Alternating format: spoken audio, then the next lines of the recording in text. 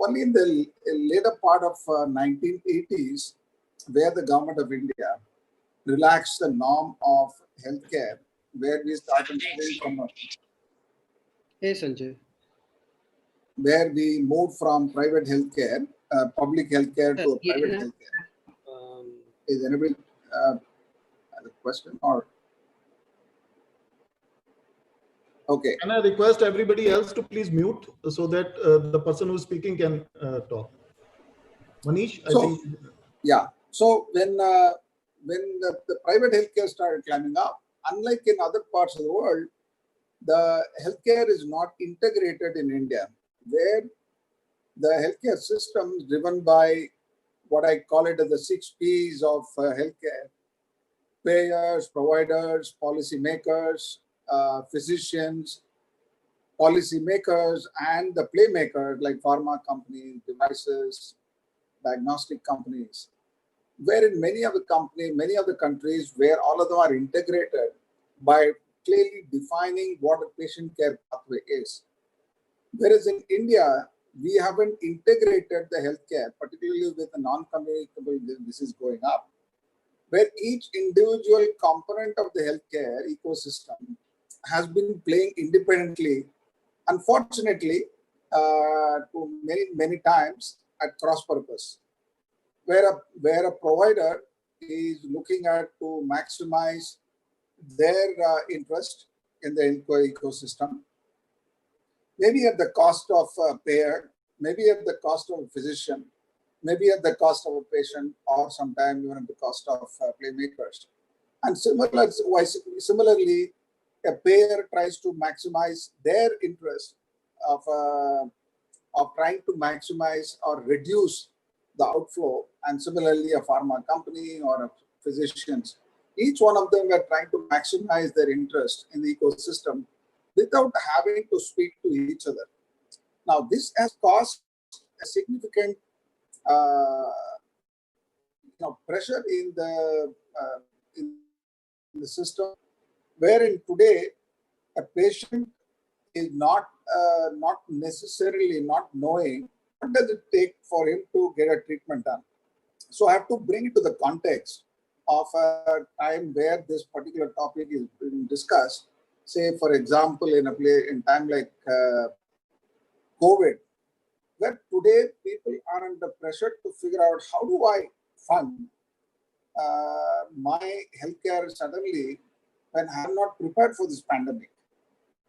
Now, I'm not saying that the only way is to find out some health insurance companies to solve your problem, but actually this brings to the reality of the way in which the healthcare system operates in country, where people have to sell many of their properties or belonging to get their healthcare done, which in my opinion is very unacceptable in a very civilized and developed markets.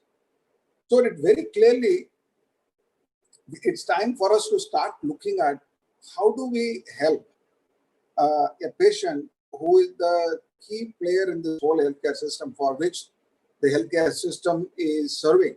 Everybody has to serve the patient. It's important that we as a community has to figure out how do we put money in the hands of the patient or a person who deserves the healthcare without having to, somebody has to pay out of the pocket, not knowing the level of weight that's going to have on their disposable income. In many countries, there are various methods in which the healthcare is being supported. One, fundamentally through what we call it the government insurance schemes. There are some countries follow something called the healthcare financing programs like health savings account, or there are multiple models in which the patient knows how to get a financing done apart from paying out of the pocket. As far as the health insurance is concerned in India, it's very underdeveloped. And I still remember the time when Mr. Shekhar Sampath is here, or the people who know Siraj, and when we started talking about why a patient should struggle to find money to pay for the healthcare, we need to find a way of what we call it as leveraging the power of billion. Way back in 2005 and 6, we started bringing this whole concept of health insurance as a good alternative for healthcare financing. Quite obviously, it's not as simple as what we thought, because when you have to develop health insurance in this country, there are various systems that has to be in place. As I told you, the integration has to happen. There has to be a trust that has to be built amongst the various stakeholders, and one should not try to maximize other people's interest. So we did a lot of work in this journey. I still remember in 2005, the healthcare premium, health insurance premium was somewhere around 3,000 crore. And we knew that 3,000 crore is nothing compared to what it can do to the, and also the penetration was hardly 1 or 2%. And there's a lot of water has flown. Today we are talking about something like a 30 or 35,000 crore as a premium. But the opportunity is for more than 100,000, 1 lakh, 100,000 crore could be the minimum premium that this country should pay to take care of everybody's interest in this country at a very insignificant premium that they have to pay for. There are various models that have been proposed, and Ayushman Bharat is one such example, which was born out of various state health insurance schemes, which we all were part of in terms of driving that and bringing it to the country. It's an attempt to integrate healthcare and at the same time bringing one financing mechanism to make sure that underprivileged class gets a chance to get a good healthcare. However, there is one piece of the society that missed out. That's a middle class population. Still, a middle class population is the one, what we call it the missing middle, is the one which get missed out, where even a one episode of bad episode of healthcare happens, they tend to almost go below poverty line because of the fact that middle class population has a very high level of aspiration in life. Unfortunately, they are the one who get sandwiched between the poor people and the so-called the people who can afford. And one of the attempts that we are saying is that how do we make sure this missing middle get what it takes to pay for the healthcare without having to lose whatever wealth that they have created. And so one of the thought that we've been talking about is that unlike many other countries, is there an opportunity to make healthcare insurance as a mandatory mechanism like what we do for taking care of the people's later part of their life through the concept of provident fund? Or there are various schemes that we have for people who become elderly and then we don't want them to be on the roads. There are various schemes that have been the government as well as a public that are available. But when it comes down to health, which is sure short of financial hole for many of the middle class people, it may be a good idea that we should look at health insurance as a mandatory mechanism where they tend to pay the premium early part of their life so that their later part of the life is taken care, and through a various financing subsidies, through income tax relief, by which an average middle class family is free of the worry about what will happen to my family even if there is a one episode of healthcare happens. Now, the word mandatory may be misleading, but the fact of the matter is that when you can make a third-party insurance mandatory for an automobile, or when you can make PFS mandatory for every employee, or there are a lot of similar kind of stuff that are being mandatory, I think it may not be a good idea to look at health insurance as mandatory for every citizen of this country.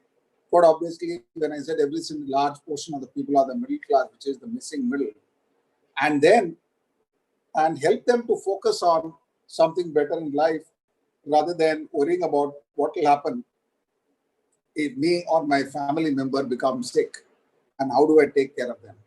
And I know that Government of India talks about preventive healthcare, promotion, and a lot of other program in place. I'm quite sure that some of the panelists will be addressing that in their during their part of their presentation. But the whole idea of today evening is to be provocative and to make people to start getting into the conversation of health insurance as a very important element in every family, rather than waiting for some event to happen and running pillar to post to find the finance to take care of the healthcare. Because in my opinion, when a patient is sick, they are emotionally compromised, and at that point of time, physiologically and emotionally compromised. At that time, somebody to expect them to think about where do I go for money is a bad idea. That's not a very good form of a civilized world. So we thought it would be a good idea to have a conversation as the experts. I know there are pros and cons of making health insurance mandatory. But however, it's a good idea to kickstart this conversation. I know in various forums people have talked about it. And my thanks to Honorable the Chairman of IRDA, who has also taken a lot of interest in coming up with innovative products, and he has given permission to various insurance companies to launch. But I do believe there is a big scope to make health insurance as mandatory, so that we as a developing country and having a semblance of being developed should have a robust health financing mechanism in place, so that we continue to grow as a prosperous nation and as a healthy nation. So I'm really looking forward to a very intellectual conversation from all the panel members, and you will all enjoy listening to most of them. Thank you very much, and thanks, Gaurav, for giving me an opportunity to kickstart this session. Thanks a lot, Mr. Vadish. I think, as usual, lot of valuable insights. And I particularly liked about your thoughts on having a healthcare saving fund, I think, which is very, very important and critical, because we need to have various financial mechanisms along with the health insurance to ensure that this middle segment, which is the most vulnerable right now, can get adequate care. So now I would also take this opportunity to thank our partners who have helped us in putting all of this together. So I will first thank Rexcruit. Rexcruit is a global recruitment and consulting company, and now they have launched in India. It's a Canadian based, and they have recently won the best global recruitment and consulting company of the year award. And I think they have been always supporting our initiatives. And we also would like to thank the Yes to Treatment. It is again a boutique healthcare access initiative. They work on the health economics and market access, and they work with a lot of pharma companies, and they make sure that a lot of procedures which are not reimbursable, they can be reimbursed. So I think it's again a very important initiative. So now I would like to go to our next panelist, Professor Segar Sampath Kumar. It's an honor and privilege to have Professor Sampath Kumar with us. He has over 30 years of rich experience in the general insurance industry. He is currently the chair professor of National Insurance Academy, and he retired as a general manager and director of General Insurance Corporation of India. He was also a director of Stock Holding Corporation of India from 2014 to 2017. He was the chairman of the Risk Management Committee of Stock Holding Corporation Board.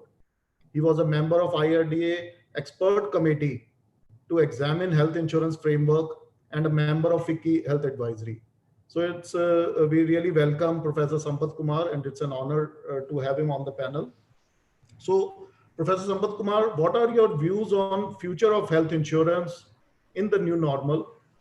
And also, how do we bridge the trust deficit among various stakeholders, including payers, providers, and patients?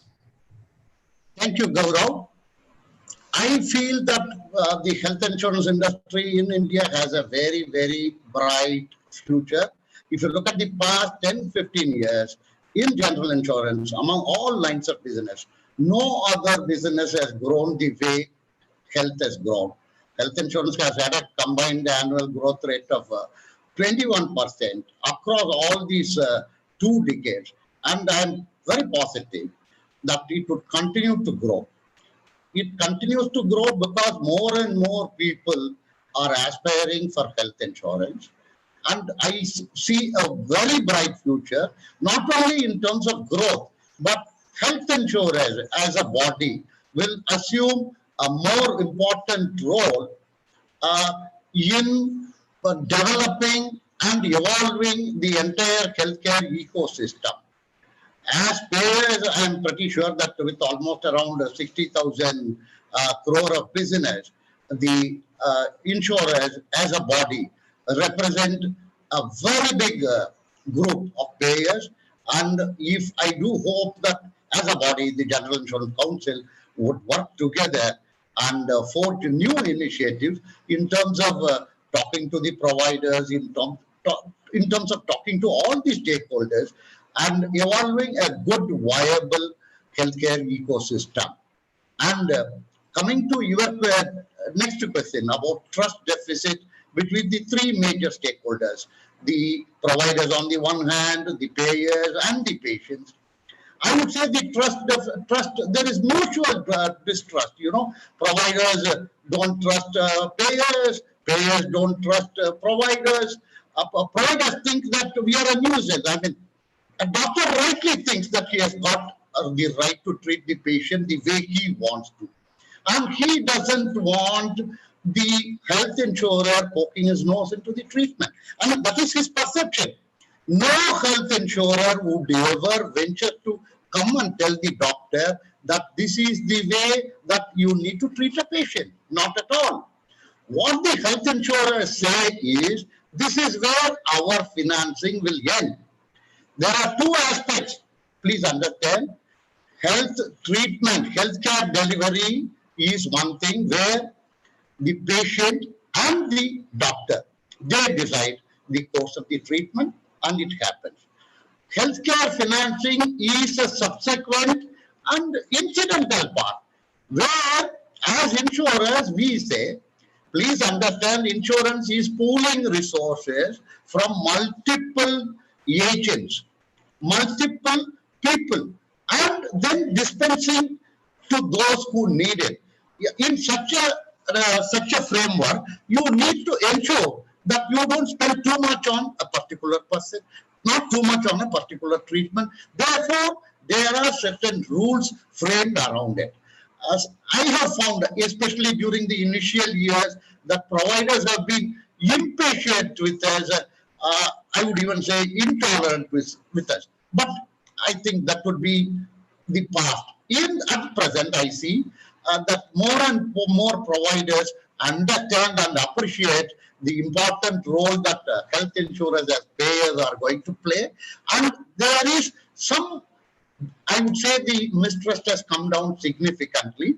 On our part also as insurers, we might have been having mistrust on the healthcare providers without understanding their concerns. But as we see, what happens is, what is the root of mistrust?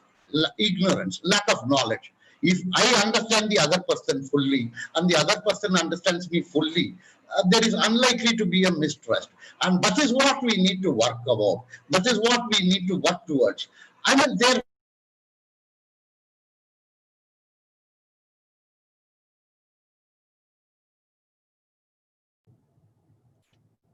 I think we have lost him. There is some signal issue.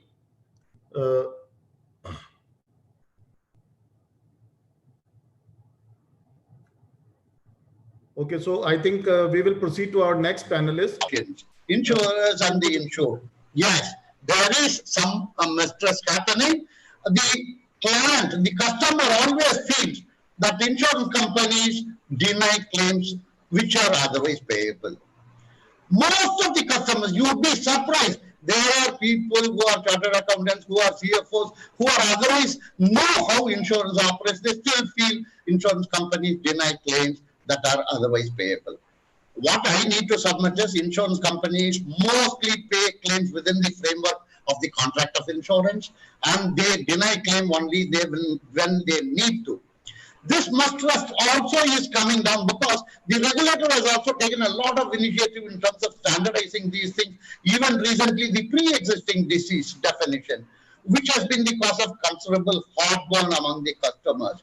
The regulator has taken a very bold step of containing this defense only to two circumstances, where in the past 4 years, the customer had indeed consulted a physician, or in the past 4 years, the customer has undergone a treatment. Only those two circumstances will qualify to a defense of pre-existing disease. Even if you look at the data, you would see that there are hundreds and hundreds of claims that the insurance companies pay. In fact, if you look at the outgo, the insurance companies, including the health insurance companies, are incurring more towards the claims and the expenses than what they earn.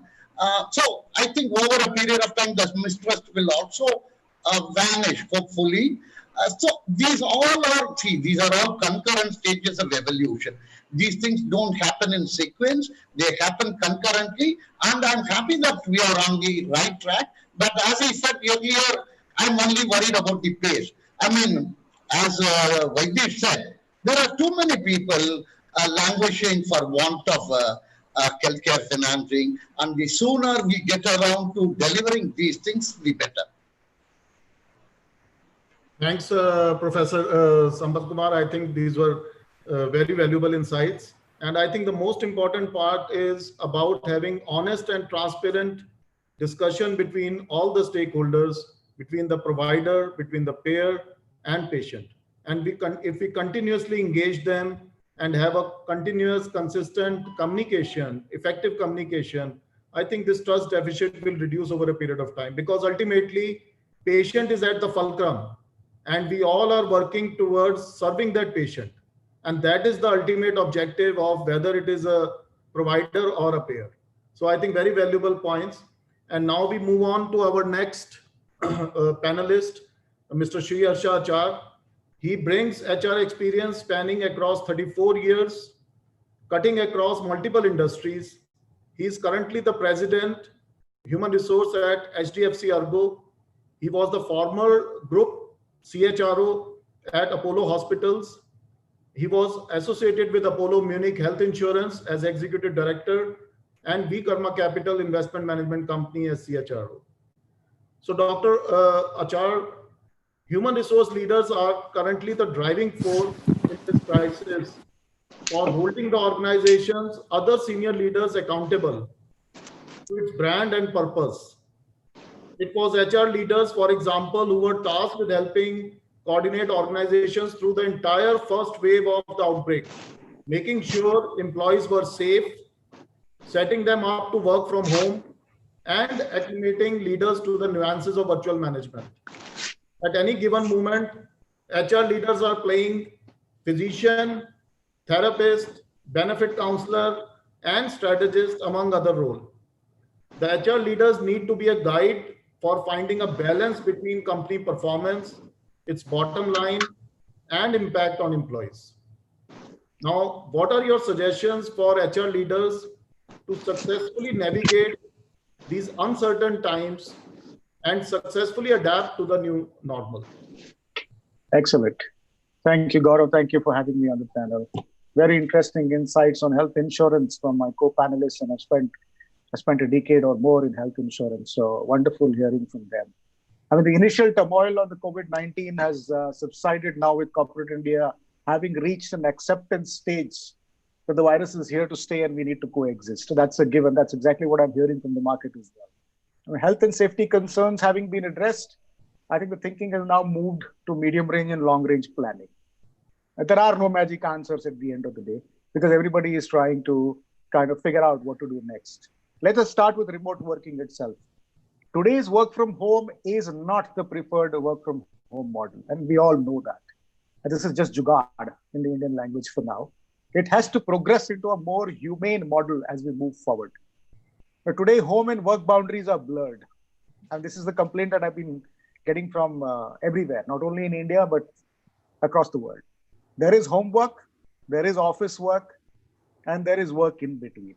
So balancing the three, not the two, in the absence of a support system is not something that will work permanently. So in my view, work from home or remote working will not see the same kind of traction in India as our culture is more relationship based and socialization based. So a blended model will work better. I say this because the psychological impact of long-term work from home is not yet known. Estimates overall 35-40% of employees could shift to work from home in the service sector. Manufacturing, I think, will continue to operate as before. But flexible work patterns will call for flexible leadership skills as well.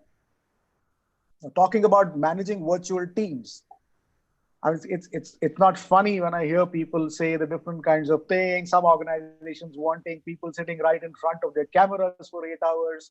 Somebody's organizing a meeting 1 hour before work starts. Somebody is taking a meeting 1 hour after work starts. So manager mindsets will also have to change for successful management to produce the desired productivity. I think there is a burnout in today's context. Trust and empowerment will become the new tools of management, and leadership skills, specifically resilience, ability to adapt, empathy, will gain importance. Now, every process will undergo change. That's a given. From the way to hire, we hire, to onboarding, to engagement, to communicating, to salary structures changing, to differential pay models being introduced, home office grants seeing an upswing, to the separation process becoming completely online. Along with that, displacements will become minimum as people will be able to work from anywhere. In all other areas, in any organization, in the business sense, will also witness relevant changes in their respective domains. Job descriptions will change. Learning and skilling will be uppermost on the minds of people. Hard skills can be self-learned with so much of stuff available online, but soft skills will still have to be taught. And skills learned now will be relevant only until the next disruption. So this would then call for companies to introduce proper work policies, remote as well as for on-site, to ensure strong culture is built. Now, once COVID-19 is behind us, companies will start applying what they've been learning over the last 2.5 months, 63, 64 days, I guess.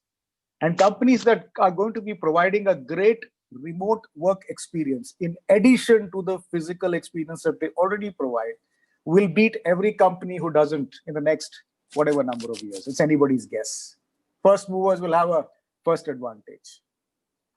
Now, progressive thinking, experimentation, and flexibility. These will be the three new mantras for business leaders, including HR leaders. So to your specific question, my guidance to the HR fraternity is that changes are evident on the outside.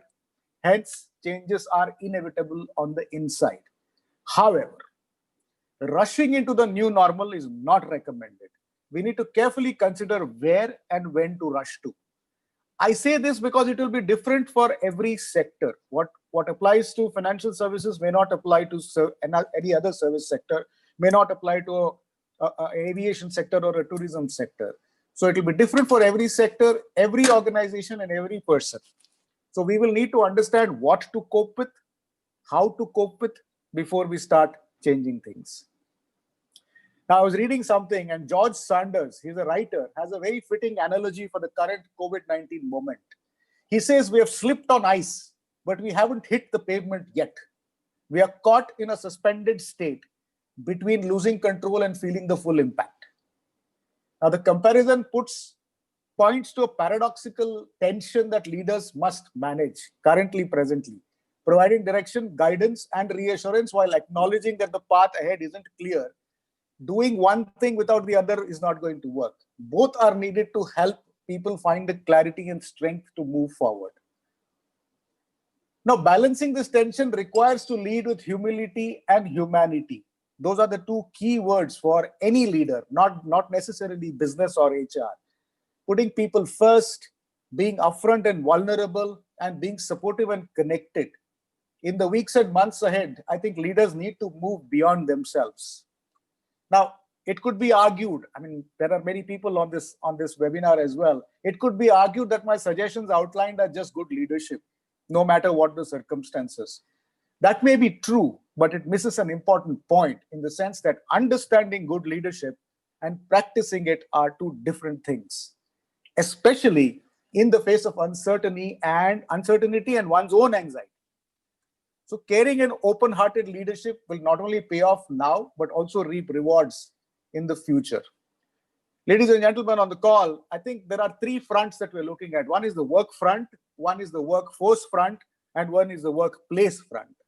So welcome to the new rules of the game, and the rules will be reset over a period of time, 6 to 12 months in my view, because the game of work will now be played on three playgrounds: the physical, the virtual, and the blended. So as HR leaders, we will all have to skill ourselves for the three models. And business leaders in general, HR leaders in specific, in these times should exude three traits: change, creativity, and hope. Only then we will witness solutions. But these solutions, again, will be a mix of sweet, salty, pungent, bitter, spicy, and sour. So the 10 things that I'm seeing from an HR perspective going forward is recession and job losses will happen. That is the big elephant in the room.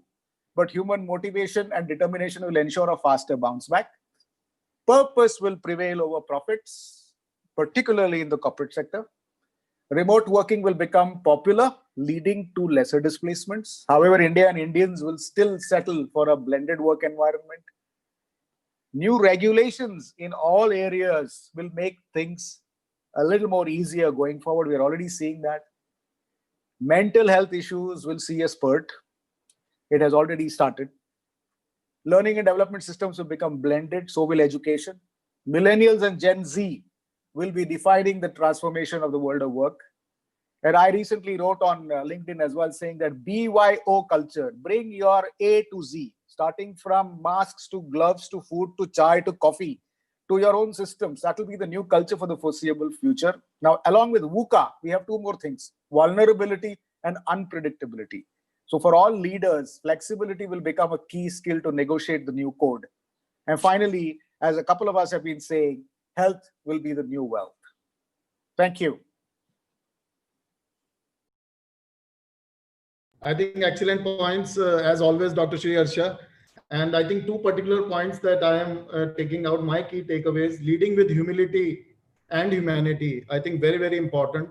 And I think this is the time when compassionate leadership, we all, I think, need to practice, because this crisis need compassionate leaders in every sphere of life, not only corporate, but I think every sphere of life, we need compassionate leaders. And I think the other key takeaway is the change, creativity, and hope. I think very well said, and all your commandments, I think we will take some time to absorb. And thanks a lot for sharing these valuable insights. So our next esteemed panelist is Mr. Sriraj Deshpande, and it's a privilege to have him on our panel. He's the Chief Operating Officer at Future Generali Health Insurance Company. He has held leadership position at Bajaj Allianz over 6 years. He started his insurance career with the New India Insurance, and he has worked there for over 14 years in the public sector. So, Mr. Deshpande, our question to you is, what are the benefits of mandatory health insurance in the new normal? And what are the opportunities and challenges in successful implementation of mandatory health insurance in India? Thank you, Gaurav. And it was very nice hearing all the preceding speakers. I think I'll just go back to what Vaidesh had said in the start, one or a couple of points which he had mentioned. He had said that India just happen to be 65% of the healthcare expenses are borne out of pocket. And that's the model which it is. So I would like to actually first classify healthcare financing delivery mechanisms into 4: public financing, public delivery, public financing, private delivery, private financing, public delivery, and private financing and private delivery. It's not that any one country should be adopting one. It is a mixture of things, but we need to look at which segments the country should have been segmented, and for each of those segments, which type of a financing and delivery mechanism was required should have been done long time back. But as we said, we just evolved. Today, we evolved to such a situation where in today's situation, even if you look at Ayushman Bharat, it is more of public financing and private delivery. However, in today's COVID situation, things have totally changed. We are still depending upon the public facilities where we have never even had any financing which was there. Public financing was very less from the start. So I think whenever we look at such a decision to be taken, yes, we need to first decide what is the framework the country should, our think tank should have been deciding what is the framework actually should have been set much earlier or now. Today, if you look at it, maybe there is a section of around 50 crore people who are being covered, supposed to be covered by the government schemes which are there. You have got around 12 crores of people who are covered either under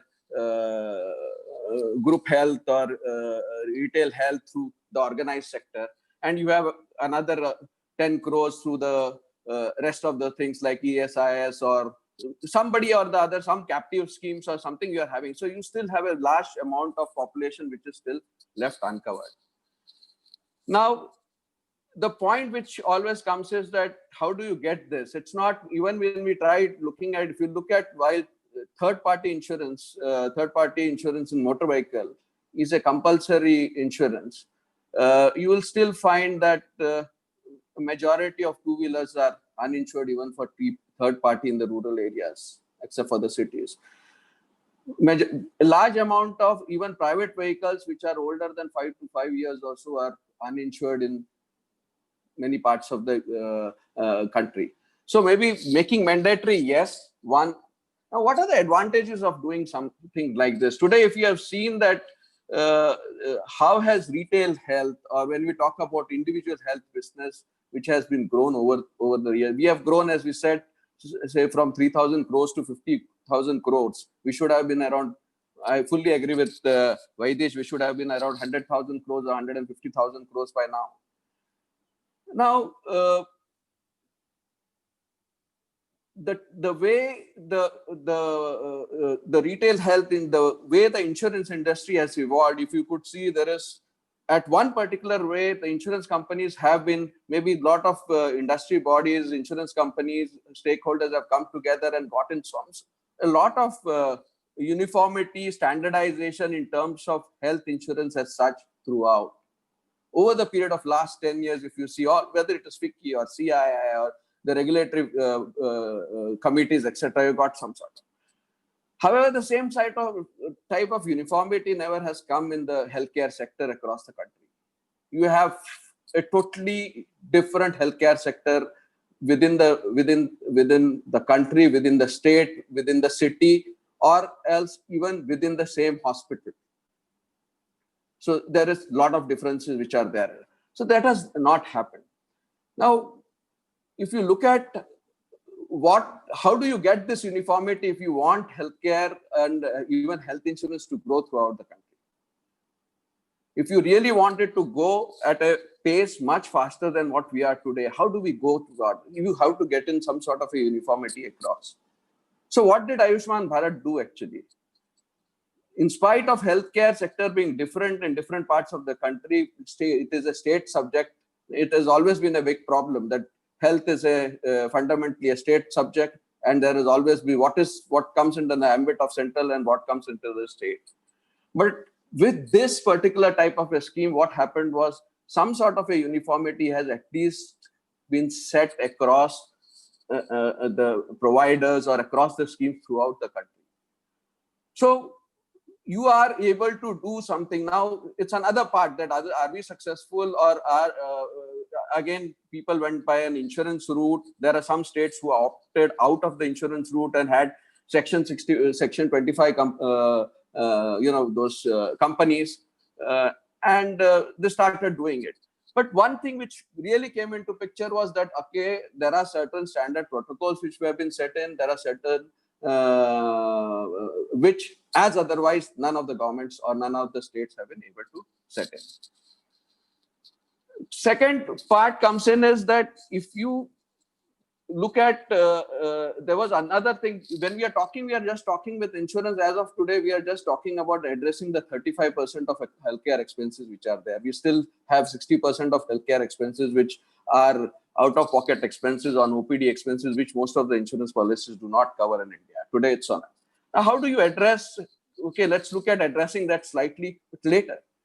There was a very good step which was taken here. When Ayushman Bharat was announced, talking about setting up wellness centers, setting up specialty hospitals, or upgrading the district hospitals, upgrading the medical college hospitals to ensure that they become specialized hospitals, etc. So the thought process started that you have people into coming into it. You could look at outpatient, maybe primary care physician, primary care physicians, or the dispensaries, government infrastructure which is not working, etc. There is an opportunity to give it to private sector to run this by giving them certain benefits. That why don't you give dispensaries, let a corporate sector, corporate body open dispensaries and run dispensaries in the rural areas, etc., and give them. Now, when one of the major reasons when you say that why individual health insurance has problems in going, or where even there is a trust problem, there is a problem when, okay, I never knew this policy covered this or not.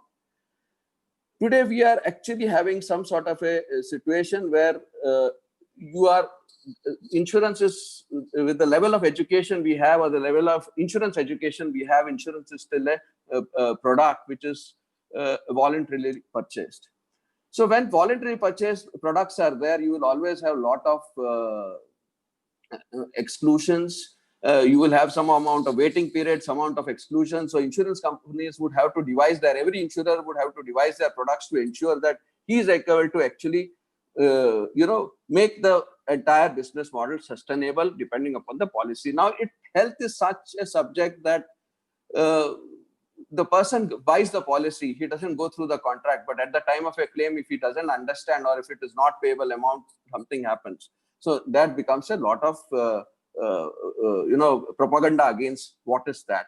While, as correctly Sagar had pointed out, the regulator has taken a lot of efforts, actually. A lot of efforts are doing in standardizing the exclusions, so much of efforts have been taken.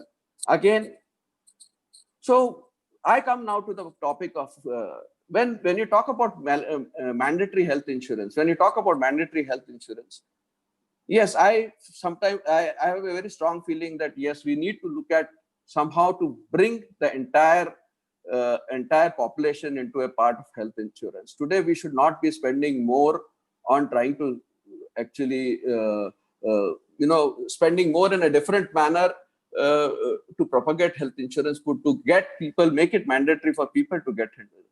You will also see the increase in the trust factor or the belief of people to get into health insurance on their own. And this would actually help people because the policies would get much more liberalized. The products would be much more easier for people. When everybody starts opting for it, you would have there is a lot of difference between a voluntarily purchased and a compulsory type of an insurance products. So even countries which have compulsory, where they say there is a national health scheme, but in addition to that, either you can have a private health insurance which can supplement, complement, or in lieu of a private health insurance, you can stay out of a government scheme. So what happens with this is that the numbers which insurance companies look at would start increasing. The way of actually managing the products or managing the type of construct of the products also would become much more what you say, much more delightful or much more acceptable to the customers who are, and will be much more easy to understand. So thanks. Yeah, one point I wanted also to make, because there was one additional point, which is that even when you have today, if you look at the government scheme which is there, Ayushman Bharat, in certain states it is 60% where the central government, state government pays 40%, central government, whatever, or 90-10, 60-40. How long do we think that this is going to continue for the governments would be able to share the premiums or bear the burden on a long-term basis? Over a period when the utilization of such schemes starts increasing, after 5 to 6 years or 7 years or 8 years, you would have the governments would start saying that, okay, now we can give 40%, state government to give the rest, or people should start contributing your own. So that is where the importance of insurance starts coming in, that people should start, actually, you initiate people to get into insurance, and then slowly you keep them out and slowly start withdrawing yourself. The government start withdrawing from it. Thank you. I think a lot of important points, one particular point I think about the primary healthcare. I think strengthening our primary healthcare is critical, and particularly we are seeing in this pandemic, in this crisis, because of our poor public infrastructure, and we have not invested much as a percentage of GDP over the years, and we can clearly see the kind of challenges that we are facing. The states which have spent, we can clearly see the difference, and the states which have always neglected the primary healthcare or the public health infrastructure, we can see the gaps. And about the policies, I think a lot of people, when we see this mistrust, and particularly the issues in media, I think your point is valid, that when a person is actually taking an insurance, he's actually signing the documents rather than understanding the whole policy that he's taking. And I think there is some kind of gap there itself where we can work more and make sure that people can understand the policies better. And a lot of work needs to be done, but I think we are on the right path and can move forward. Thanks a lot, Mr. Sriraj, for your valuable points. Now I move on to and welcome our next panelist, Mr. Bikramjit. He's currently the President and Chief Human Resource Officer at Bajaj Allianz General Insurance Company, and he has over 1.5 decades of rich association with giants like Larsen & Toubro, Vodafone, and Deutsche Bank. And he has carved his expertise in HR and strategic business operations. His immense contribution has been acknowledged through multiple awards in Indian subcontinent, Asia Pacific level, and globally. So my question to you, Mr. Singh, is this pandemic isn't just a physical health issue. And this was also pointed out by Mr. Shri Achar also, that it's also a serious mental health issue, and this will require special attention from all of us. Mental wellness is of substantial importance in the workplace. Many organizations don't have adequate programs or culture in place to address the mental health outcomes or concerns during the crisis, and this particular pandemic is clearly showing the gaps. Can you please share the best practices which your organization has implemented to ensure mental health and well-being of your employees in these unprecedented times? Over to you, Mr. Bikramji. Thanks, Gaurav. Thanks for this question and the opportunity to be a part of this panel. So before I actually go there, and I've been actually very happily listening a lot of very important points which the co-panelists have raised. And before I come there, maybe 2-3 thoughts on that, and then I can very quickly lead to in terms of that question which you asked. So if I were to reflect on this health insurance, a lot of times we take health insurance as like a benefit. And in our society, typical Indian society, which we used to call roti, kapda and makan as a basic needs, which was nothing but the food, clothes and shelter. One of the things we actually always missed was about health, which is a basic necessity of life, to even use some of the roti, kapda and makan, which is there. And while governments always and institutions have worked around the basic hygiene and they made it as a norm to work on that more, maybe this part of the basic needs somehow got a little left, which is across the world, while some of the countries may be a little ahead. But overall, if we were to look at the developing countries, a lot of them, most of them actually, on this basic need have still been able to not cover a long way. Rather, there is a big journey ahead which needs to get covered. And therefore, that mitigation of risk of this basic need is nothing but that health insurance which needs to be looked into. And if we were to look in the current state, when this COVID has actually pressed the reset button for all of us, and a lot of good gospels with Dr. Achar had actually shared. Frankly, don't remember so many of them, but for sure I'll refer this video after this actually. A lot of this is actually a reset button or a reload button, which all of us do actually, whether in any of our devices, it's happened in our lives actually. And when we look at this, it's actually a rebuild time of the nation or a reloading time of the nation in terms of how do we look at it. And while the government looks at it, it primarily would mean two things. One, they look at the basic safety and the discipline in terms of the hygiene, which they are doing so with the advisories in the last 2.5 months through the lockdowns. But another big part is how actually the corporates and the governments also come together is in terms of providing this comprehensive health insurance in the partnerships. While some part of it would be mandatory, but all of us also equally know mandatory is something which doesn't work for a long time. And I believe Sriraj also highlighted it in a certain way, which is that a mandatory has its own issues. One is from a financial side. The second, for the partner which actually bears it. The second is also on the culture side, where all the partners come in terms of a co-value creation together. Now, which means that we need to look at not only the mandatory bit of it, we also need to look at how the country goes into building a self-care model bit of it, which is a co-partnerships. And that co-partnerships is something which is the future. Because all of us also know that India is not a very affluent nation, which means that all of us will need to come together and therefore look at, while we provide not only in corporates and MSC comprehensive medical insurance, we also look at providing that opportunity of people to actually build up and buy certain retail products on the top of it, which is there. And maybe that is one side of it where it starts. The second is obviously to look at even if it is mandatory or not mandatory, the incentivizing through the government actually increases on buying of some of these products actually, which is there. And the usage is also in a certain way, like what Vedish actually explained, which is on if you have a healthcare benefit account, how do you go about usage? Then therefore incentivizing models like some of those countries in our country, and we build upon that, would lead to a sustainable models, which is very important. It's not about launching it, it's about sustaining it actually, which will be important. And the big bit of it, this health insurance, and Gaurav, coming to the question which you actually asked, is around, we have been doing genuinely for a long time. One of the mistakes is around looking at health insurances as a physical well-being of a person. See, we have to get into from a health insurance as to a concept of well-being.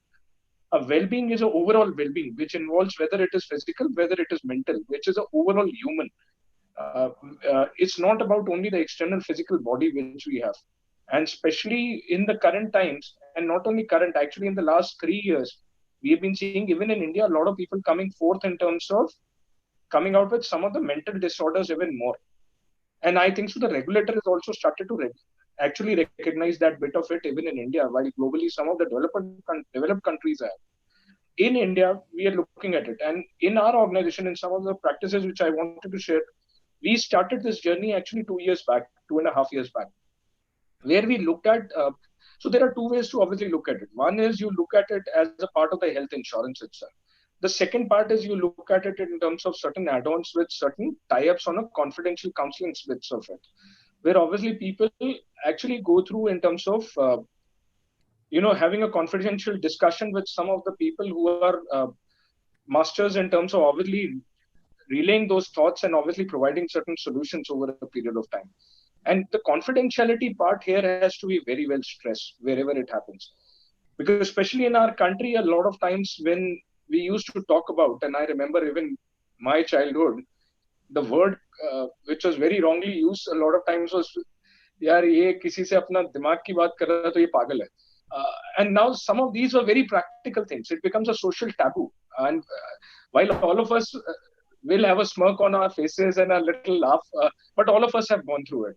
And including even the current generation, while it is improving, while it's doing on the social media, understanding some of these issues even faster, but equally the social media is also putting a pressure on some of these issues even faster, which earlier they used to have social systems and doing it to in terms of sharing their own thoughts, any individual.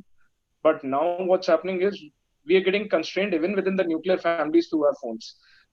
It's becoming a micro nuclear family in a true sense, if we were to look at. And some of those issues obviously are springing up. So we have been spending a lot of times. And we did start our journey by not only saying counseling, we said you can go through a lot of assessments, which will be confidential in nature, and you yourself will only be knowing about it.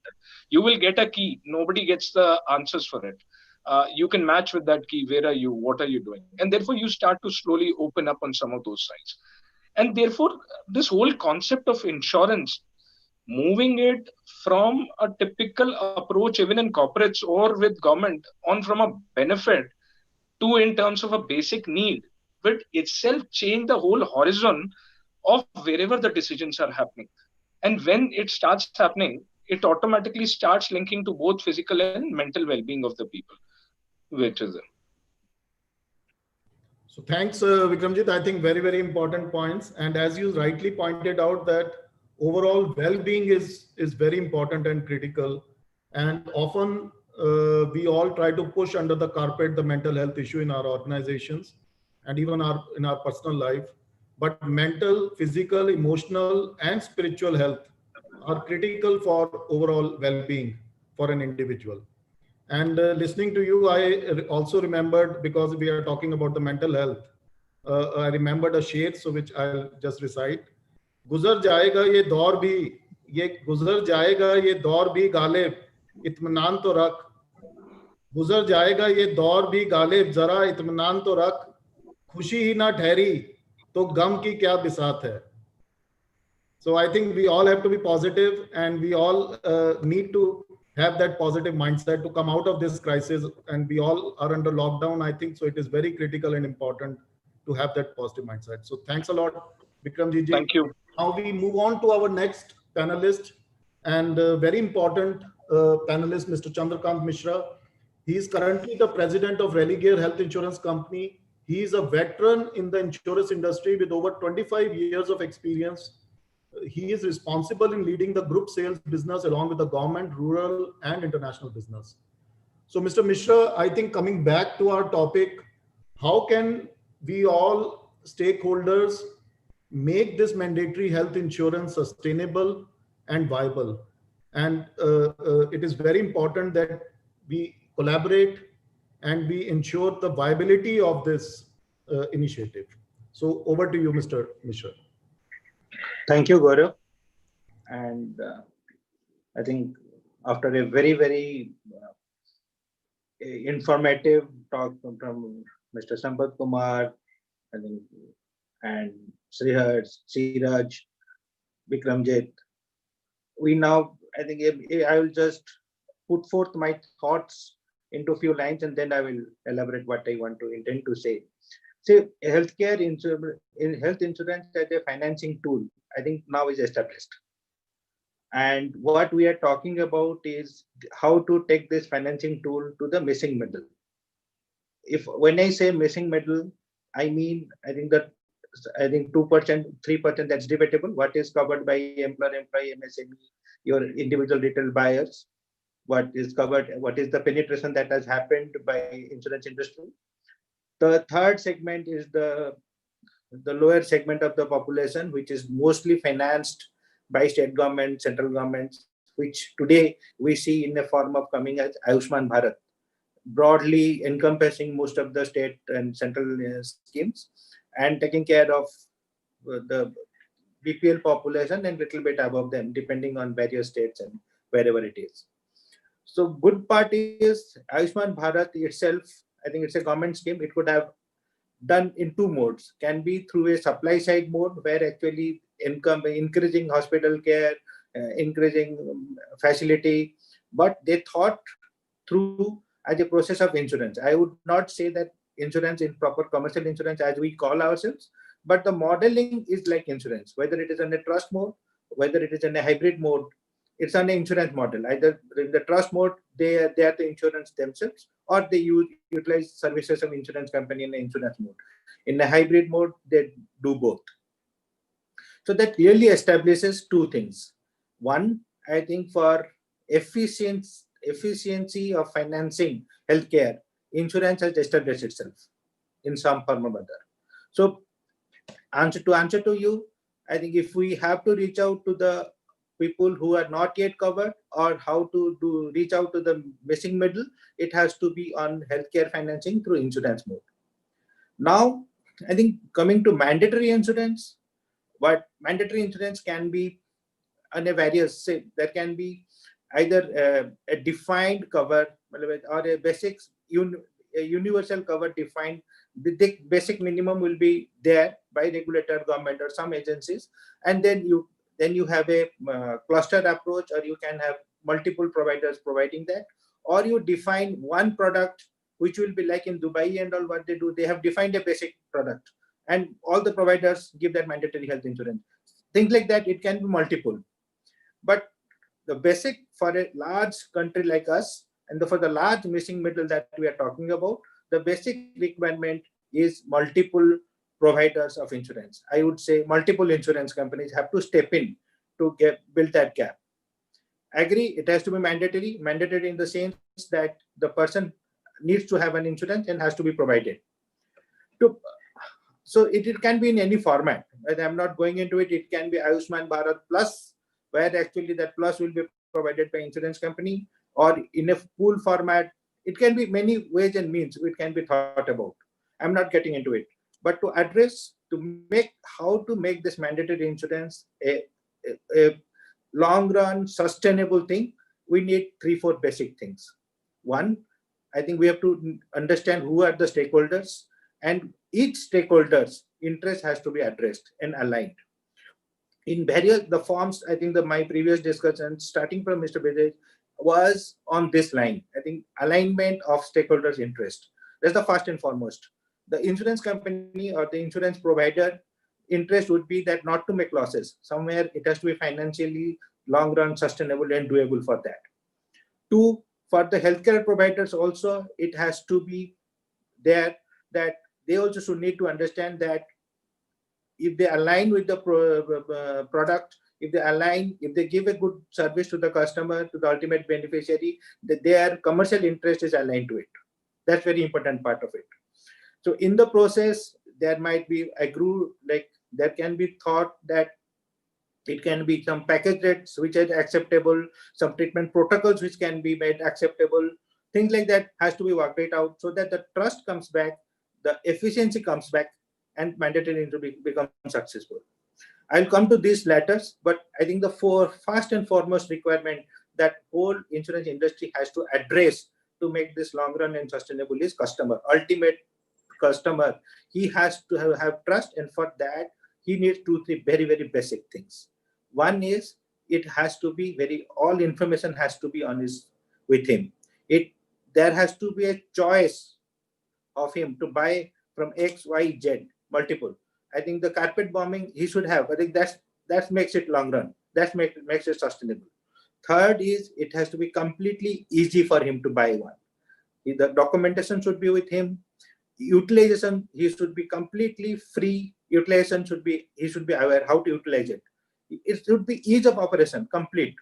And foremost is the product has to be simple. He has to understand. I don't think at the level that we are talking about, the product has to be cheap, efficient, ease of operation, and simple products. And to answer, I think if we have to reach out, we cannot. I think insurance companies, whatever they have, this product can only be reached out to the ultimate customer through various distributors. I think many people will, I don't know, it can be the RRBs, it can be the BCs, it can be the cooperative banks, it can be micro financing organizations, it can be self-help groups. It has to be like insurance inclusion, health insurance inclusion. It has to reach out to them. It has to be very, very simple. And the whole process of KYC has to be hassle-free. We also understand this ticket being for that middle segment, where actually their ability to pay is limited, and it has to be simple, and it will have a low ticket. So the acquisition cost, what we call about, I think the distribution cost has to be low. So the only answer here is technology. Only adapting, I think, good parties now that this meeting is happening through Zoom, is technology, where actually we are interacting, we are discussing at a very, I think the cost is minimal. What Ayushman Bharat has taught us, what RSBY has taught us is that there is technology where actually we can go back and do it. What financial inclusion is teaching us is, I think today you have microfinance organizations which actually are reaching out and delivering microfinancing through technology, cashless transactions.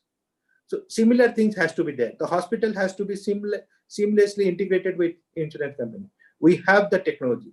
I think we have to reorient ourselves, technology, to reach out to the distributor, to reach out to the healthcare provider, to reach out to the customer. So I think going back again, this technology has to integrate all the stakeholders, and only technology will bring transparency. So because this has to be very, very widespread. So any remote hospital in a tahsil or a district should be able to reach out to them technologically, can connect through the insurance company. There are 2-3 basic things which has to happen. The beneficiary walks into the hospital. The hospital should be able to identify, yes, this is the beneficiary of X insurance company, and these are the coverages, and can give cashless. The moment it happens, the moment actually the technology enables the hospital to make a cashless facility, the beneficiary sees the benefit of it, and I think with the integration of technology, every stakeholders are integrated, and then the delivery happens. I'm sure this becomes a long run sustainable deal.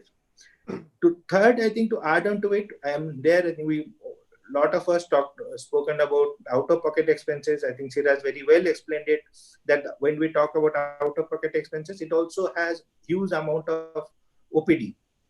And going forward, I think when we are talking about this missing middle, and I talk about accepting his healthcare financing through insurance mode, and then I tell him, no, I only cover your secondary and tertiary. I think somewhere again we cannot make this product simple. With the technology, we have to move on to the next level of how to address the consultancy. Maybe a teleconsultancy somewhere. I think it is done now. COVID has taught us how so many hospitals have come into teleconsultancy. I think somewhere we have to address that. This teleconsultancy will also address a very big problem of rural, semi-urban India, actually providing them the right guidance, right access to the proper doctor. Quacks are a big threat today also. I think a lot of structure has to happen. The hospitals will also see value. The hospitals, a district level hospital, a tahsil level also hospital, will see value of operating from that location, because he will be aware of a catchment area of a substantial population which can access that hospital care. Thanks. I think very important points, Mr. Mishra. And I think you have rightly said that technology will play a very important role. Technology will bring transparency, and technology will actually is going forward. Technology is critical for the whole industry as a whole. When physical interaction will not happen, I think digital is the way forward, and technology, on the other hand, will make everything transparent and it will bring process excellence. So I think very important points. Now we will move on to our last speaker. So we have reserved our best speaker in the last, and you can see his glowing face, Mr. Sumit Sarkar. He's taking all the vitamin D that is available. So Mr. Sumit is the former CEO of United Healthcare India.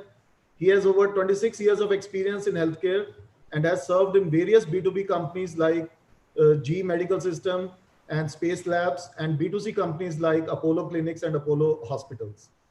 So Mr. Sarkar, my question to you is, what in your opinion are the key challenges on making insurance mandatory, and how can we overcome those challenges?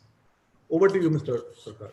Thank you, Gaurav. Thank you for the introduction, and to all the fellow panelists. I've listened to all of you with great interest, and I find there are so many areas of overlap in what you think and what I've been thinking about these issues. And technology really works. Though I haven't met many of you in person, it feels that I've got to know your way of thinking or how you think. So it makes for common ground. Thank you.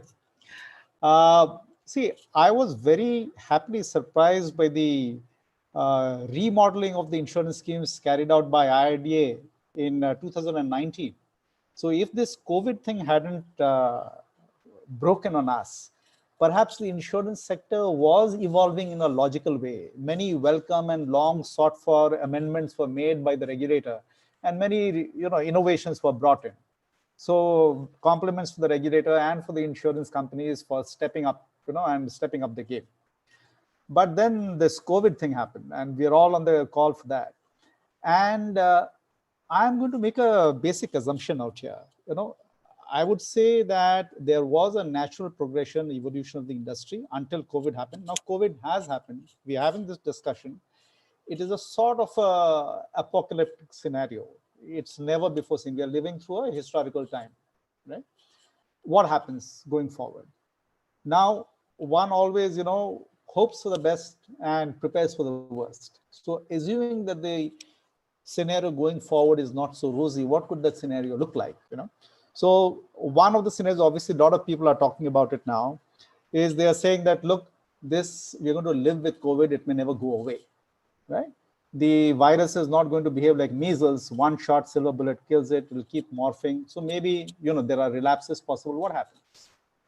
Second thing, as we knew, the Thomas Friedman talked about it, the world is flat, global world, interconnected supply chains. You see the politics that's happening around you today, whether it's Huawei or Trump's recent announcement, the world is going to realign, it's going to fracture, they're going to go into trade blocks, market access might reduce, right?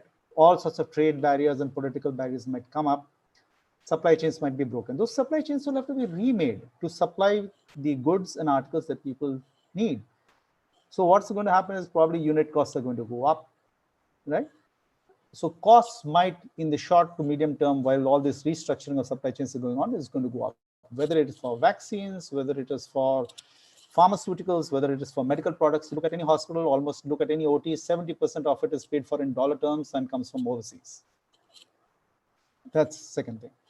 Third is, there are several industries which are going to be hit very badly and others somewhere in between. For example, all that MICE industry, travel, recreation, all that is pretty badly hit, right? Even after COVID lapses, people to regather, screw up the courage and go out, we'll see, it will take time. Automobile industry, it was already in flux because of non-COVID issues. Now it is even more under pressure. So our demographic dividend that we love to talk about, young people, so on and so forth, that from being an asset could turn out to be something that is politically very volatile, and we need to be able to handle it. People are being thrown out of work, right? There is a huge migrant population that is in trouble. These are not going to stay outside the boundary walls of a condominium. If this thing goes on, it might intrude, right? So with all these social issues going on, we are reacting to it and saying that, as the question posed by Gaurav is, that what are the key challenges on making health insurance mandatory and how can we overcome those roadblocks? So when you talk about mandatory, the word implies some sort of government regulation, right? And mandatory means compulsory. Nobody is to be left out. That is the implication. So then there are two basic questions that pop up. That is, how are you going to do it? That's the challenge. And whom are you going to cover? Right? Now, I'll just address the how, but sort of in passing. The first challenge of how you're going to do it is, I have never heard too much of a debate on the model we should have to approach somewhere towards universal healthcare, right? One of the models that we have is a single payer model that is popular in some parts of the world. The most popular examples are, for example, Canada and the UK.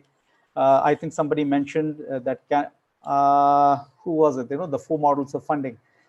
So Canada has, public funding and it's got private delivery. UK has public funding, public delivery, and others are somewhere in the middle. we have sort of muddled along and evolved the way we have. In this, in the single payer model, you have relative simplicity that everybody gets covered, same level of care for all, and there's universal coverage. The downside, of course, there's moral hazard that if you're not having to pay out of your pocket for something that you can misuse it, right? And there are longer wait times for treatment. In our country, there's another complication. It is a very narrow tax base, and from a narrow tax base, you have to provide equal treatment for all.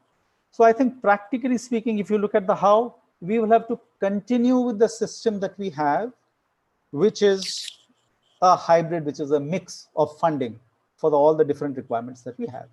So with that, I rest my case for how you're going to fund for mandatory healthcare, that we'll continue the current system. No drastic overhaul is possible for the funding at the moment, right?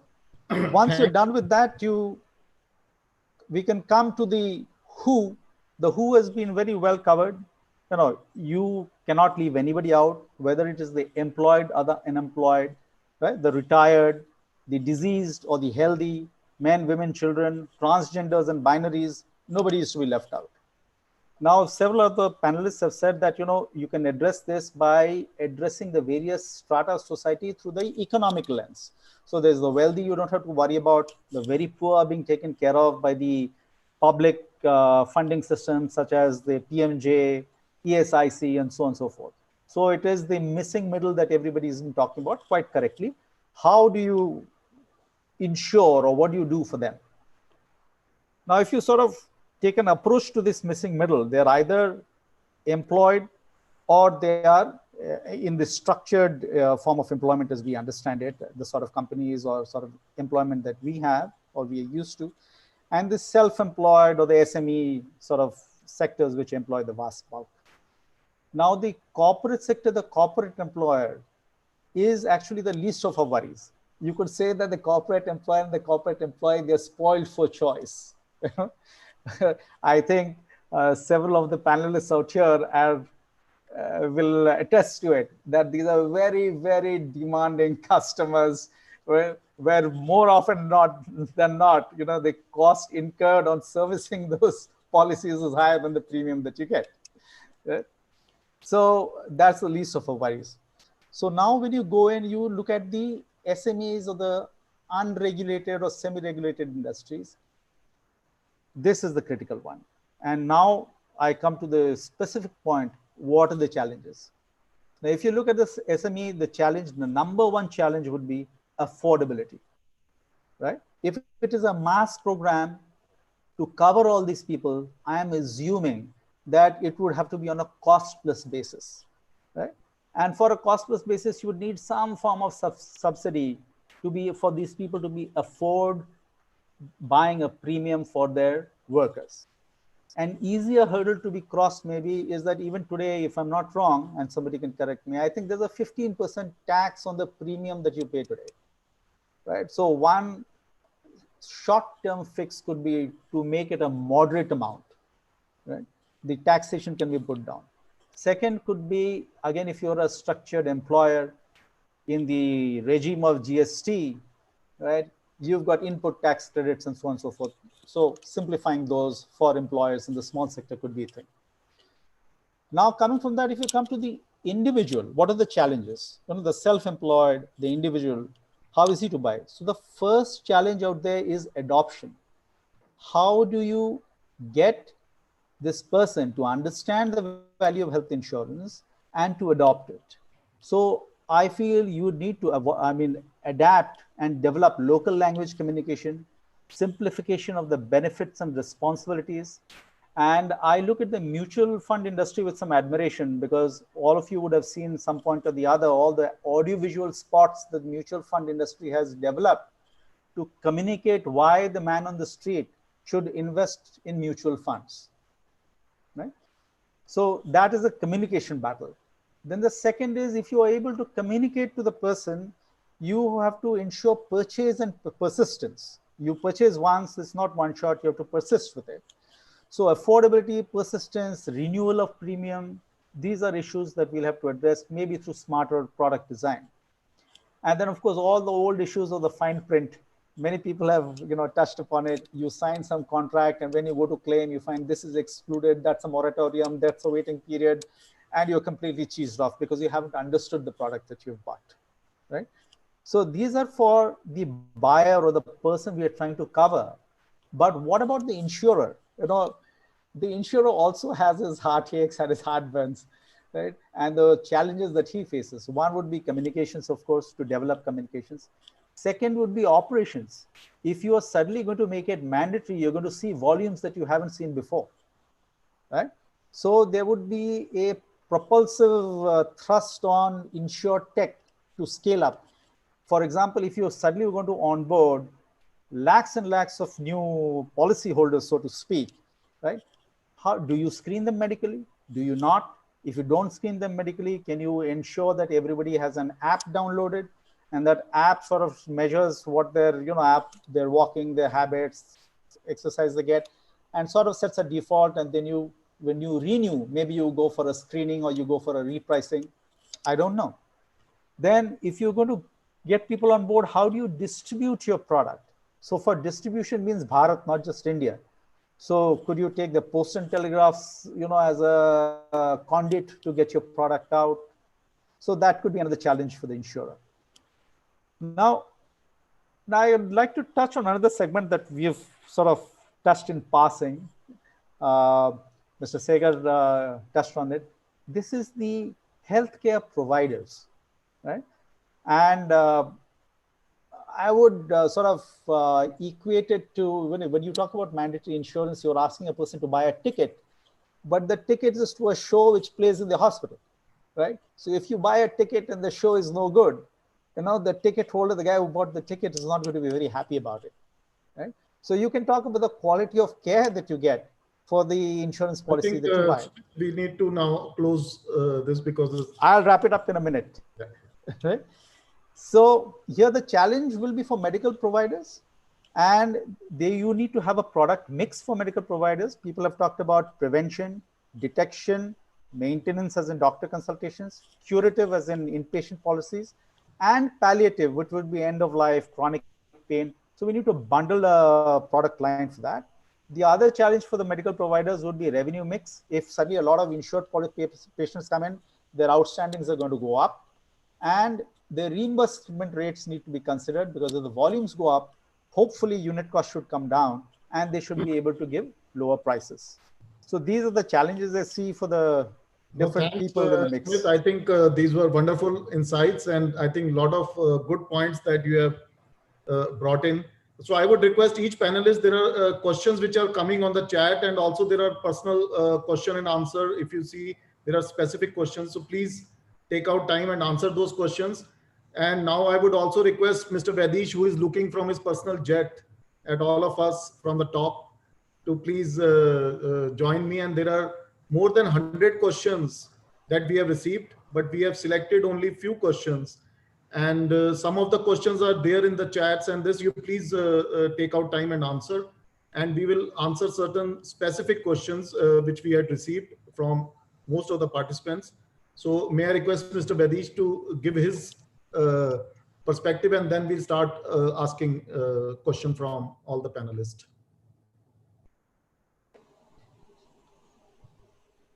Yeah, so Gaurav, I think it's wonderful that we have had various perspectives on insurance, to how we should be working in office during this pandemic time. Mental health as one subject that is covered, but it's very, very important. As you know, without getting into too much of repetition of what has been said, I think it's a right time when the country is going through a challenging time, where we all know the economy has to rebound, and people are going to face economic challenge. And maybe this is the right time to start looking at the whole concept of insurance, which I think it's a very under-penetrated, explained concept, even though we all loosely use the term health insurance. But as a concept of insurance is not well understood in our country, because I don't think, as anyone took, effort to explain the way in which it happens in Western world. In Western world, right from the time when you're born, everybody knows the meaning of the concept of underwriting a risk. So I guess right now, the risk is imminent. That is, today we and all of us are in a very significant economic risk. And it's a good conversation we had about why there is a need for as a population to have health insurance as part of their portfolio.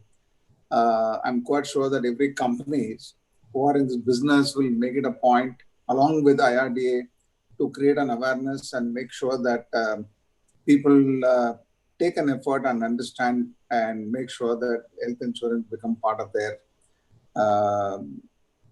portfolio. And apart from that, the government is also currently, what I know is that I think the government is strongly evaluating the concept of health insurance for the missing middle.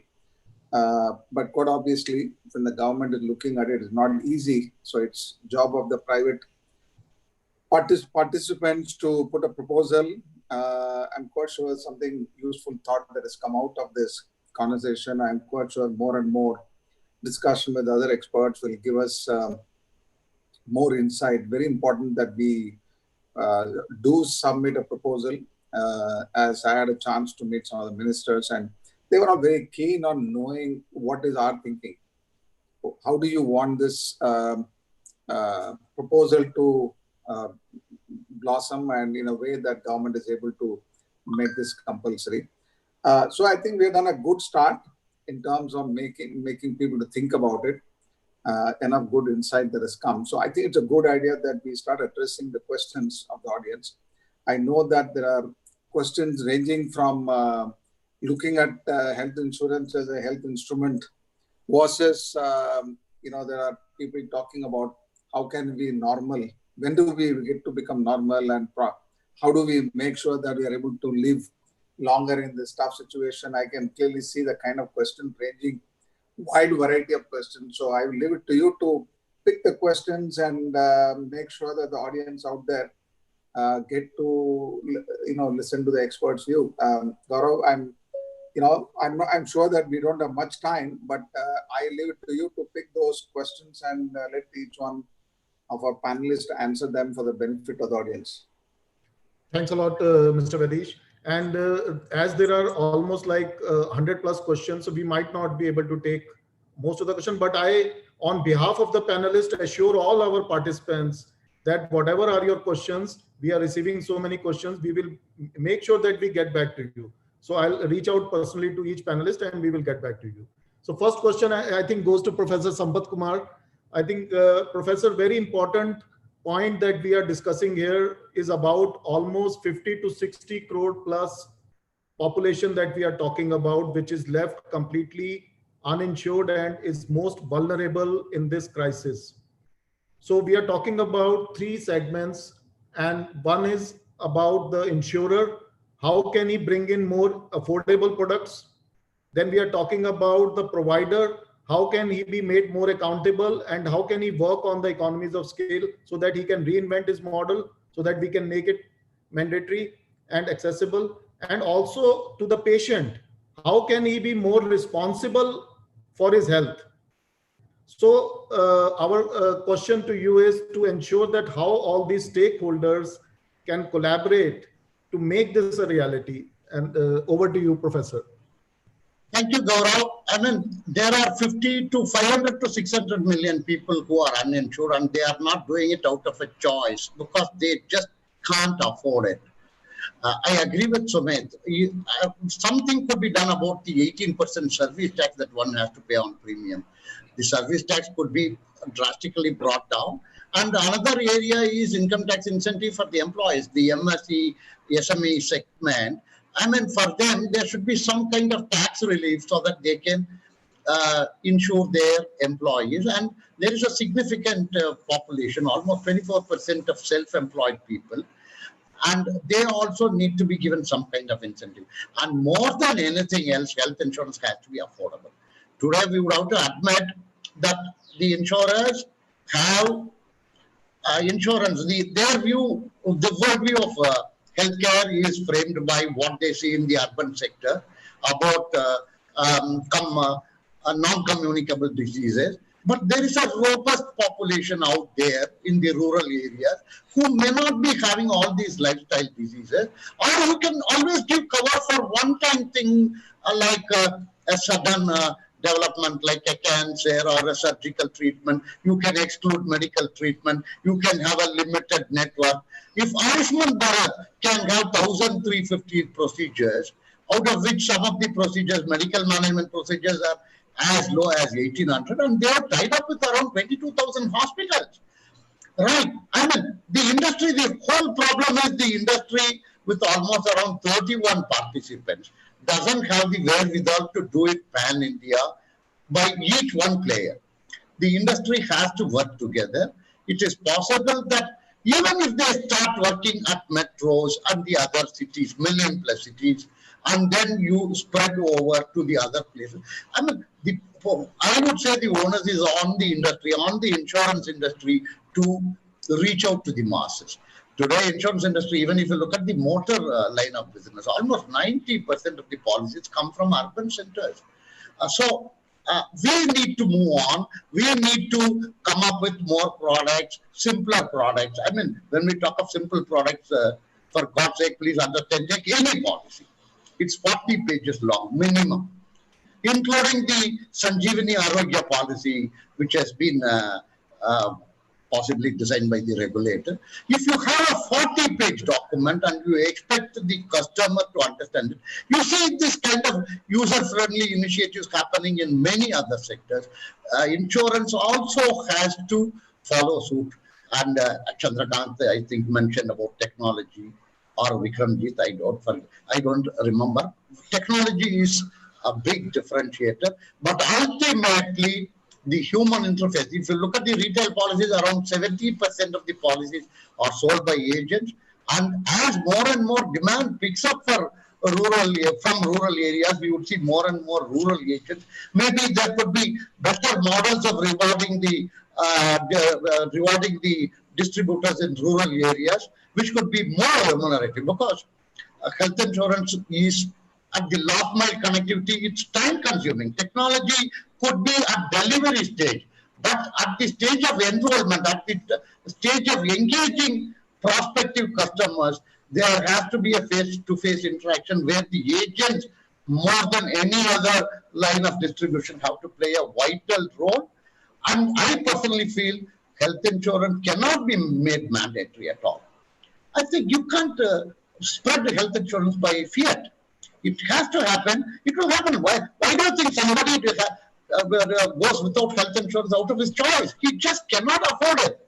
And you can force him, you can mandate him to buy insurance.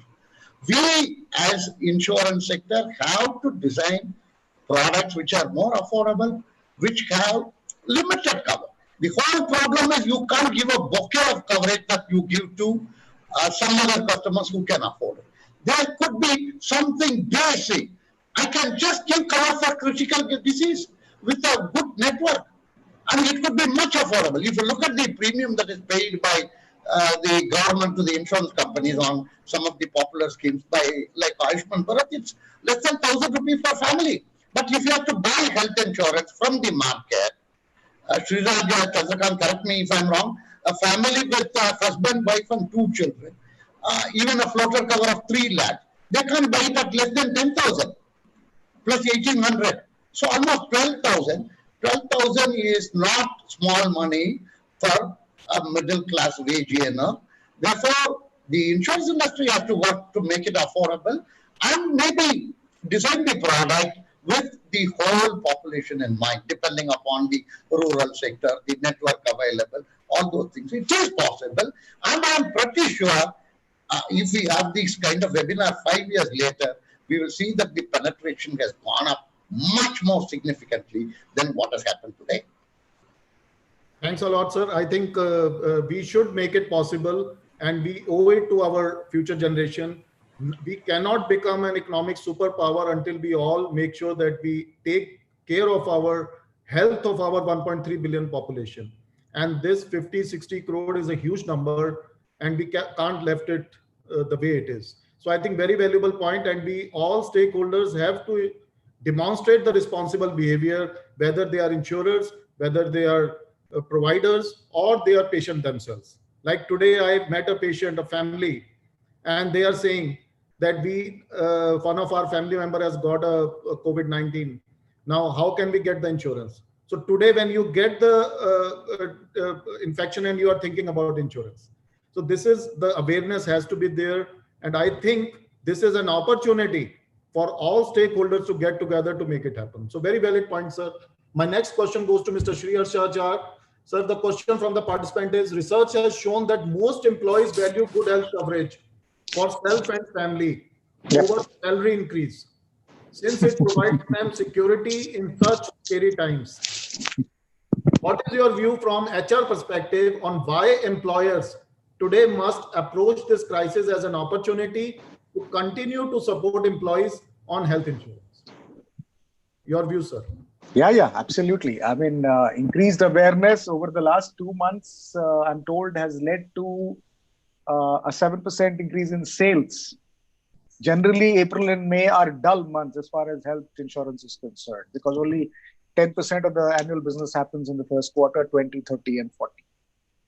But at the same time, healthcare treatment costs are growing exponentially. And with all this happening now, hospitals will want to come back in 3 to 6 months. So there could be a 15% to 20% increase in the cost, treatment costs. Now, health insurance allows you access to medical treatment. So it's a financial backup. But it is also vital to have health insurance with appropriate sum insured. I have seen in many cases that under-insurance actually defeats the purpose of having insurance, because towards the end, again, it becomes out of pocket if you're not rightly covered. So 2 things that I see in the foreseeable future is health insurance is here to stay. And IRDA having mandated health insurance cover for employees post the COVID, at least for these 3, 4, 5 months, I guess the government will also mandate it to the larger population. How and in what form, shape it is going to mandate is still to see, but probably it get restricted to the corporates. Now, benefits are definitely going to be reviewed by all corporates, and those that matter will be the top priority, and health insurance will be there right on top. Other benefits could get muted because of health insurance cover. Fully paid, subsidized, additional premium to be borne by employee, more top-up covers, higher sums insured, could be any kind of combination. I mean, the benefits under corporate policies could also be better, are better than the retail policies. So employees may choose to have top-ups in the corporate itself. Co-pays could increase. New joiners will definitely look for this benefit because it offers a sense of security. Now with COVID into the equation, employers could be making health insurance part of the CTC going forward. So somewhere you will have to sacrifice for a cover. Costs of corporate group policies could be priced higher as a result of higher claims because of COVID. We are seeing anywhere between 2.5 and 17.5 lakhs and some of the bills are also floating on the internet. And because the virus doesn't differentiate. I mean, employee is as vulnerable as anybody on the street. Future of health insurance, bright and shining, but it is a kavach. As Karan had a kavach, it's a kavach of sorts which will provide peace of mind in terms of uncertainty. But there is a flip side to all this. We simply do not know what the ongoing treatment requirements and eventual mortality or morbidity rates of the coronavirus will be. And therefore, what the cost might be for health insurers as well as consumers in terms of adequate coverage and premiums thereof. So this is one thing that we'll have to wait and watch. New products, of course, people are already talking of only COVID covers, like when a few years ago, dengue covers became very popular. Multiple year products, we've got up to 2, we may go up to 3, 4, 5 years. CI rider only for COVID or similar to COVID. I think insurance will become bionic. Yeah. Thanks, Dr. Shri. Excellent answer. So I would request my panelists to just keep the answer short. Okay. There are too many questions that I have to cover. And one question, I think, Mr. Sriraj, for you, and there are many questions actually in the question and answer section also. Please take out time to answer them. You all can answer those questions. So this question is from Rohit Mahajan. What specific data points do the insurance companies need before evaluating the patient copay range for new technologies like robotic surgery?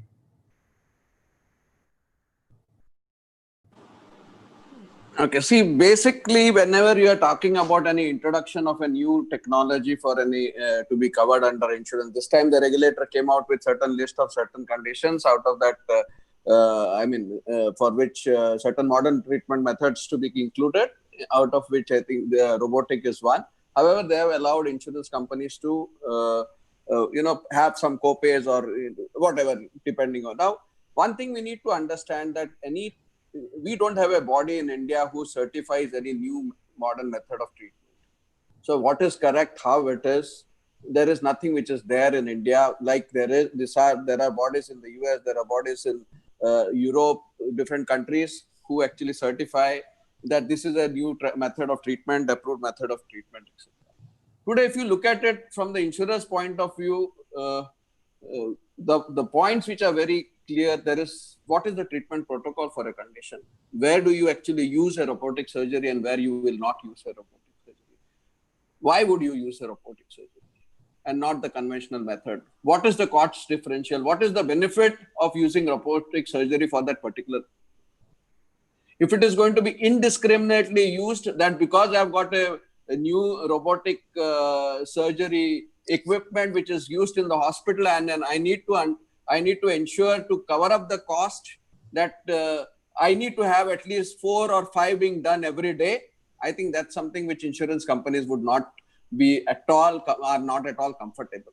So treatment protocols, where are you going to use it?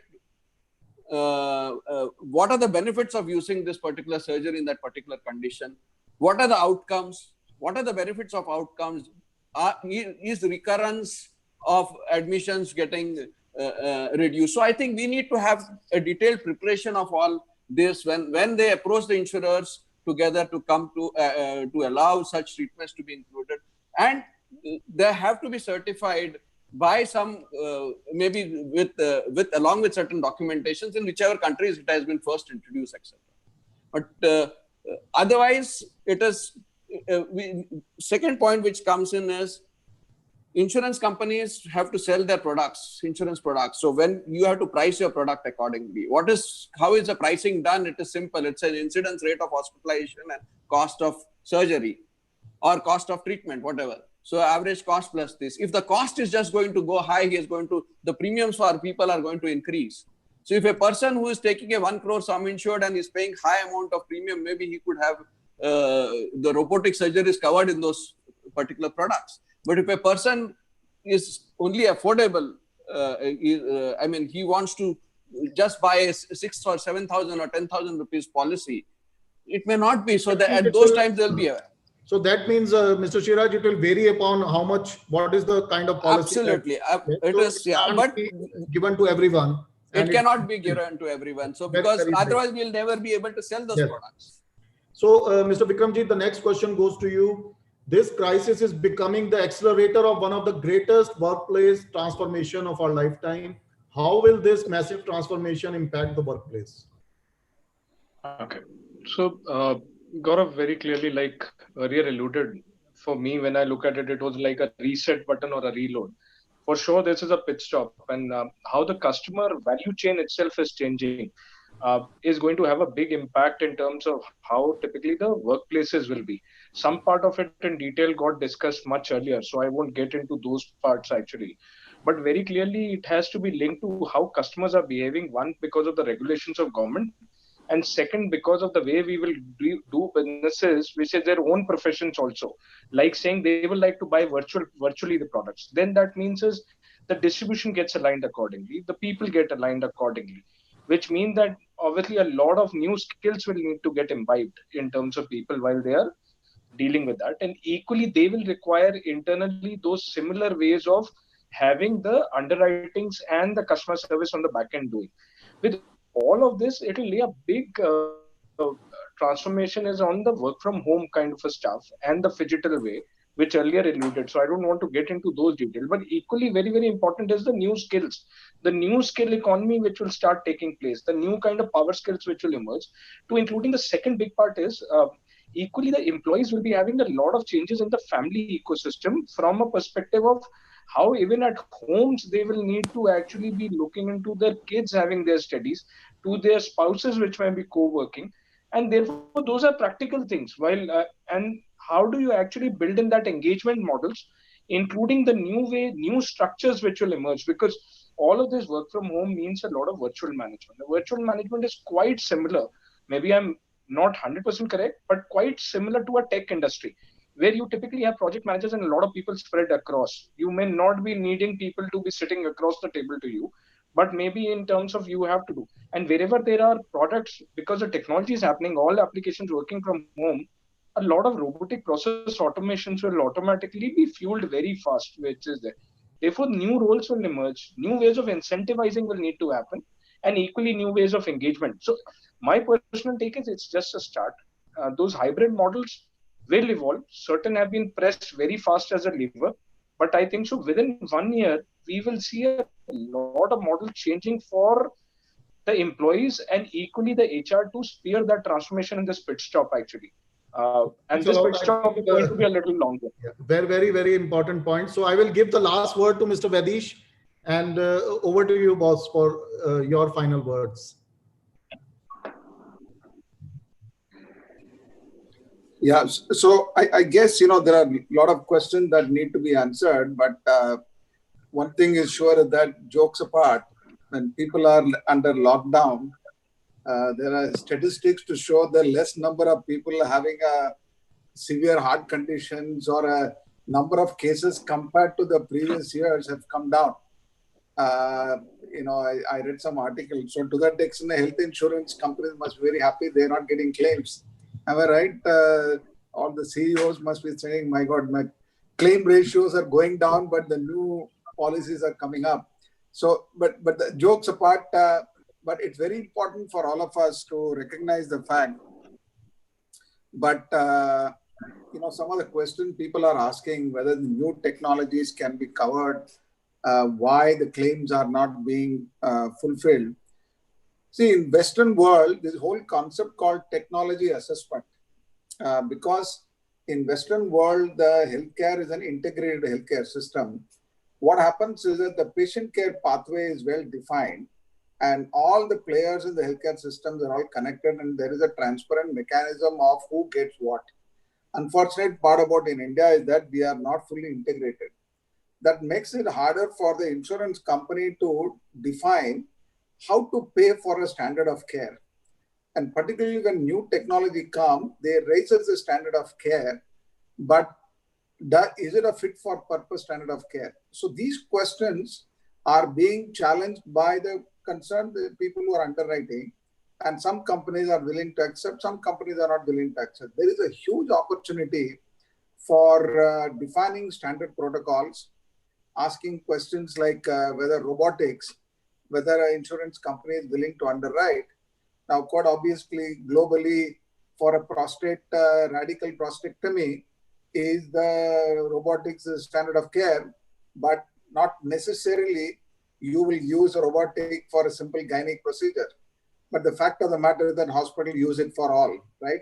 So these kind of questions have to be challenged and asked, debated, and come up with a proper standard of care and how much you are willing to pay for it. Actuarials have to be developed. So we are in what I call it as a developmental phase as far as the health insurance is concerned. It's going to be so critical that all the members in the ecosystem participate in this development. So do not allow the health insurance company to do everything on their own. And it's important the providers, all of the stakeholders. That's my concluding remark is, do not assume that somebody out there is going to solve. It is a common cause. Everybody has to come in, whether you are a physician, whether you are a provider, whether you are a policy maker. I think we all need to do this on a collaborative basis rather than trying to expect one industry to solve the problem of our country, because we as a country has chosen what I call it the evolutionary healthcare pathway compared to an integrated healthcare system. What you see in Korea, Japan, Australia or in US. So the responsibility lies with all of us. By having a webinar like this, you will get some nugget of wisdom, and it's very important that we capture that and bring it back to the right kind of people and share this with IRDA and make sure that some of the key inputs are given. And I'm quite sure that I have seen IRDA taking many of our inputs very seriously in the last so many years. We have progressed from nowhere to somewhere. So I think credit goes to people like the experts here, having a discussion like this, debate like this, and taking some nuggets out of it and bring it back into the policy makers so that the patients at the end of the day get the benefit. So I would say collaboration is the key, rather than leaving it to any one individual stakeholder to decide the fate of health insurance. Thanks, sir. Thanks for your final words. And on behalf of the panel, we thank all our COVID warriors for their extraordinary efforts during this crisis. And also all our panelists, we will be coming out with a white paper. And this white paper, we will take inputs from even our participants. We had today almost 350 to 400 participants, all senior leaders. So we will take their inputs also, and we'll come out with the white paper, and then we will make sure that we submit it to the policymakers. So thanks to all the panelists, and thanks to all the participants. Thanks a lot. Thank you. Thank you very much. Thank you. Thank you.